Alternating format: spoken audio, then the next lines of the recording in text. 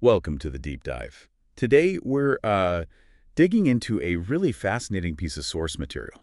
It's a commentary focused specifically on chapter 13 of the first book of Samuel. That's right. It comes from a project called The Vindication of the King by Ariel Louis and family, and they have a very particular take on Samuel. Yeah, they don't just see it as, ancient history. They actually view it as a kind of blueprint. Exactly. A blueprint for, well, all sorts of things.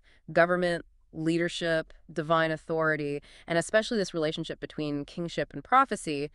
They're aiming for what they call a revelatory understanding. A spirit-driven reading. So it's less about, say, historical accuracy in the modern sense, and more about pulling out these maybe timeless lessons from the way the story itself is structured. Precisely. And chapter 13 is, for them, absolutely critical, a real turning point. Because this is where Saul initiates his first war effort entirely on his own, without Samuel's presence or direction. That's the key distinction they draw. It's a stark contrast to earlier battles where Samuel was, central. Here, that connection is just absent from the get-go. Okay, so our mission today is to really unpack this chapter, looking through the lens of this commentary, and explore what they see as the danger, the peril of separating tactical strength from prophetic purpose. Yeah, let's dive in. Okay, so let's unpack this. The source sets the scene for us. This is happening not long after that big victory against Nahash the Ammonite. Right, a heroic battle early in Saul's reign. We're about 2 years in, the text says. And right away, the commentary flags Saul's independent action. He picks 3,000 men. But the crucial point is, without consulting with Samuel eschewing prophecy, that's their language. He splits them up, 2,000 with him, 1,000 with Jonathan. And it's Jonathan who makes the first move, attacking the Philistines' garrison in Jeba. And there's an interesting side note from the commentary here, isn't there, about the Philistines? Yeah, they mentioned that the Philistines had previously sort of looked down on Saul and his motley army, considered them beneath their dignity. So maybe Jonathan's attack was a bit of a deliberate poke in the eye, a challenge to that contempt. Could be. But then look at Saul's reaction to Jonathan's success. The text says Saul blows the horn across the land, shouting, "Let the Hebrews hear." Okay, a call to arms. Makes sense. Well, yes, but the commentary reads more into it. They interpret this as Saul wanting to pick a fight in order to impress Samuel. Impress Samuel? Yeah. How do they get to that motive? He just bypassed Samuel. Well, they see the sequence. Jonathan acts, then Saul makes this big public announcement. They suggest it's not just mobilization, it's Saul trying to, show off his military prowess, maybe precisely because Samuel wasn't involved. Like, he's seeking validation after the fact from the prophet he initially ignored. That's certainly a reading. And what's the immediate fallout from this big announcement, according to the source? The immediate consequences, everyone hears, Israel becomes odious to the Philistines, and suddenly war is instigated for no reason. That's a direct quote from the commentary's assessment. Wow. And they follow it up bluntly. But Saul's strategy was chaotic. Instigated for no reason. Chaotic strategy. Yeah. That's pretty harsh. So what happens when the Philistines, who apparently thought the Israelites were beneath them, react to this provocation? Yeah, the reaction shows just how maybe unwise this was strategically. The Philistines muster this overwhelming force at Michmas. The text describes it as 30,000 chariots and 6,000 horsemen and people as the sand which is on the seashore in multitude. Okay, sand on the seashore, even allowing for ancient hyperbole, that paints a terrifying picture, an absolutely massive army. How did the Israelites take that? Predictably not well. They saw they were in a strait, is the phrase used. The people were distressed, panic sets in. So they scatter. Completely. Hiding anywhere they could, caves and in thickets and in rocks and in holds and in pits. Just sheer terror. Some even bolted across the Jordan River. And what about the ones who actually stayed with Saul? That initial 3,000 minus the ones who fled. Even they weren't exactly brimming with confidence. The text says they followed him trembling. You can almost feel the fear coming off the page. Right, so this backdrop, huge enemy army, his own troops terrified and deserting, that leads us to Saul's really big mistake in this chapter, doesn't it? According to the commentary, anyway. Exactly. Because we have to remember Samuel's specific instructions. Saul was told to wait 7 days in Gilgal for Samuel. A very clear, time-sensitive command. Very clear. But the text says at the end of those 7 days, Samuel came not to Gilgal, and the people were scattered from him. So the deadline passes, Samuel's a no-show, and his army is melting away. What does Saul do? He acts. The commentary says he did it in order to appease the people. He orders the burnt offerings and peace offerings, and then he offers them himself. Okay, now, offering sacrifices, that's usually priestly work, right? Not the king's job. Mhm. How does the commentary frame Saul stepping into that role here? They see it as the core error. Driven by impatience, yes, but also, they argue, a lack of humility. His stated motive is to appease the people and entreat the favor of the Lord. But the commentary says he wrongfully saw in the sacrificial act a means to make the people feel obedient to God. What? But crucially, in doing so, he neglected the spirit of prophecy, patience, and humility before the great prophet Samuel. It wasn't just doing a ritual, it was the timing, the manner, the bypassing of Samuel's specific authority and instruction. And the timing of Samuel's arrival just afterwards feels pointed. Extremely pointed. The text says Samuel arrived as soon as he had made an end of offering the burnt offering, like the moment he finished. The commentary adds something quite provocative there, doesn't it? It does. They suggest Samuel might have been intentionally postponing his entry to coincide with Saul's mistaken choice. Wow. So they're reading it as Samuel almost testing Saul, knowing he might fail if left under pressure, and deliberately timing his arrival for maximum impact. That's certainly the implication in their reading. It frames the whole episode as a critical test, and Saul failed it. Samuel's first words cut right to the chase. "What hast thou done?" And Saul tries to explain, right? He lays out the situation, the people scattering, Samuel being late, the Philistines gathering. Yeah, he says he basically forced himself to do it, to entreat the favor of the Lord for the people. He paints it as an act of desperation, almost necessity. But Samuel doesn't buy it. Not at all. His response is devastating. "Thou hast done foolishly. Thou hast not kept the commandment of the Lord thy God."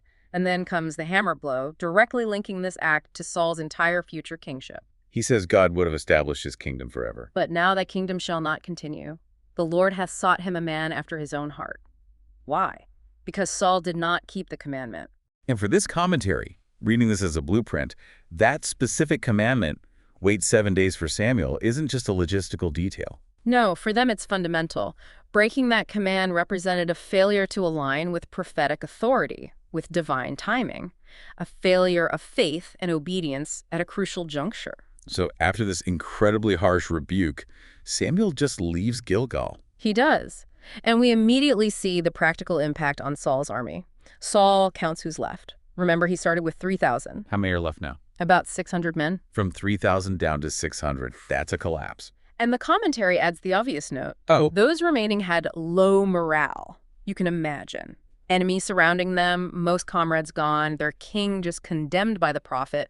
Morale would be rock bottom. Meanwhile, the Philistines are just running rampant. Pretty much. They're in control, sending out raiding parties, spoilers. The text calls them in 3 different directions. Total dominance. And then there's this other critical detail the source brings up, adding to the desperation. The weapons situation. Ah, yes. The text reveals something startling. There was no smith found throughout all the land of Israel. No blacksmiths. Why not? It was deliberate Philistine policy. The text says they prevented it specifically lest the Hebrews make them swords or spears.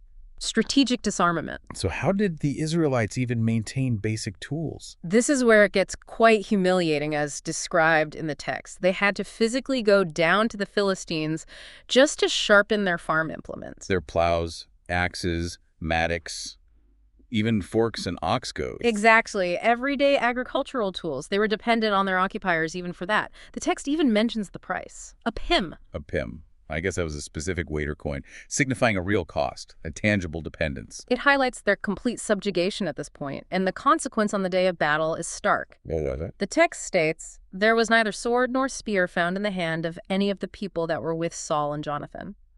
Only Saul and Jonathan themselves had proper military weapons. Just the 2 of them, out of 600 men. Right. Now, the commentary uses this point to draw out a deeper principle about leadership, contrasting it with the past. How so? What's the contrast?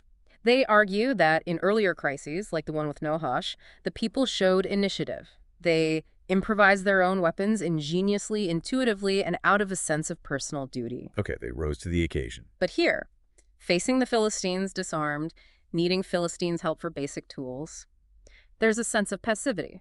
The commentary suggests that now the people expected their king to supply them with weapons. I see. So the commentary is linking this lack of popular initiative directly back to Saul's leadership in this specific instance. That's the implication. They state it as a principle. When a leader gives trust and responsibilities to the people, they become creative and ingenious. The suggestion is that Saul's approach here, bypassing prophecy, maybe driven by ego or wanting to impress Samuel, rather than fostering faith and shared purpose, contributed to this state. The people aren't improvising. They're waiting to be equipped, and the king can't deliver. Okay, let's try and weave all these threads together based on how the commentary sees it.